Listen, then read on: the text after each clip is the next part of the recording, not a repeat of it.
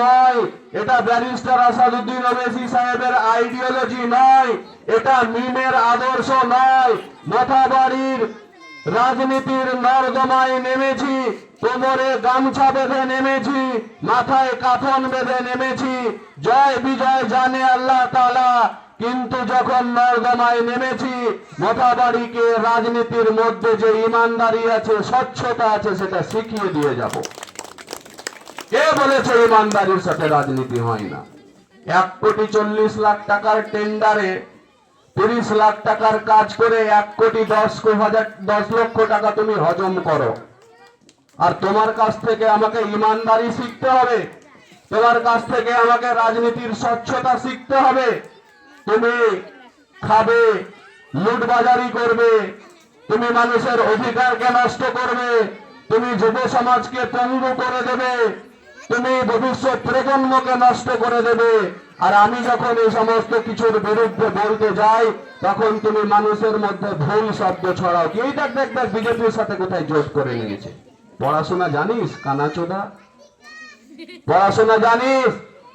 পড়াশোনা জানলে, পরিসংখ্যান জানলে, আর যদি সোর্স অফ নিউজটাকে জানতি, তাহলে এই ধরনের মানুষকে ম্যানিপুলেট করার কথাবার্তা মুখ দিয়ে বেরোতো না, মানুষকে ভুল বোঝানোর কথাবার্তা মুখ থেকে বেরোতো না।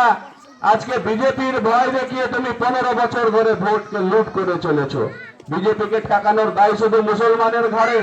শুধু মুসলমান বারবার তোমাকে ভোট দেবে, আরেকজনকে ভোট দেবে, আরেকজনকে ভোট দেবে, আর তুমি বিজেপির ভয় দেখিয়েই যাবে, আর ভোট লুট করেই যাবে, আর অধিকারকে লুটমারি করেই যাবে। 5 বছরে 1500 কোটি টাকা লুট করেছে মোটামুটি। কত টাকা লুট করেছে? টাকাগুলো কোথা থেকে বলছে আসছে? বলছে এদেরকে ফান্ড করছে কে? বলছে মিমকে ফান্ড কে করছে? মিমকে ফান্ড করছে কোথায়? জাপান থেকে নাকি? মিম কারোর ফান্ডের ওপরে চলে না, মিম টাকা বাজারির রাজনীতির ওপরে চলে না। মিমের রাজনীতি টিকে আছে মেহনতের ওপরে, মেহনতে মানুষদের কন্ট্রিবিউশনের ওপরে, পরিযায়ীদের কন্ট্রিবিউশনের উপরে, হরেক মাল বিক্রি করে তার কন্ট্রিবিউশনের উপরে, ব্যবসা করে ছোট ক্ষুদ্র শিল্প আছে তার কন্ট্রিবিউশনের উপরে মিমের source of income, source of fund depend করে। আর তোমার কথা থেকে কোথায় ওষুধ বিক্রি করছো হসপিটাল থেকে বাইরে বাইরে, সেই টাকা যাচ্ছে পার্টি ফান্ডে। কোথায় প্রাইভেট স্কুল বড় বড় খুলে রেখেছো। আর তোমার এসআই সার্কেলকে যখন জিজ্ঞেস করা হয় যে তোমার এখানে কতগুলো ডাইস, কতগুলো নন ডাইস স্কুল আছে, ওর কাছে কোনো পরিসংখ্যান নাই। মানে আপনার কাছ থেকে যা তা হারে লুটমারি চলছে, সেটাকে গভর্নমেন্টের কাছে কোনো খবর নেই। আসলে কিন্তু কথাটা সেটা না, খবর ওদের কাছে আছে। ওখান থেকে একটা টাকা লুট হয়ে চলে যায় তাদের পার্টি ফান্ডে।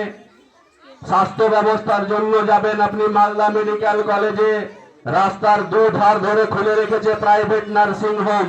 আপনি জোরে যদি একটু হাঁচি মারেন, বাঙ্গিতলা হসপিটালে যাবেন, বলছে এখানে হবে না, মালদা চলে যাও। আপনি গিয়ে ওখানে প্রাইভেট নার্সিং হোমে যখন ট্রিটমেন্ট করাচ্ছেন, হাজার হাজার টাকা বিল হচ্ছে, সেখান থেকে টাকা চলে যাচ্ছে পার্টি ফান্ডে। কোথায় টোটো অটোর ভাড়া উঠে টাকা চলে যাচ্ছে পার্টি ফান্ডে। এটা কি মোথাবাড়ির জনগণ জানে না? এই স্পষ্ট দেখতে পাচ্ছে মোথাবাড়ির জনগণ যে কোথা কোথা থেকে ফান্ড কালেকশন হচ্ছে। আজ আপনার এখানে যে লাইট গুলো লাগানো আছে, কত টাকার লাইট, আর দোকানে গিয়ে খোঁজ নিয়ে দেখবেন কত টাকা এটাতে খরচা হয়। বুঝতে পারছি?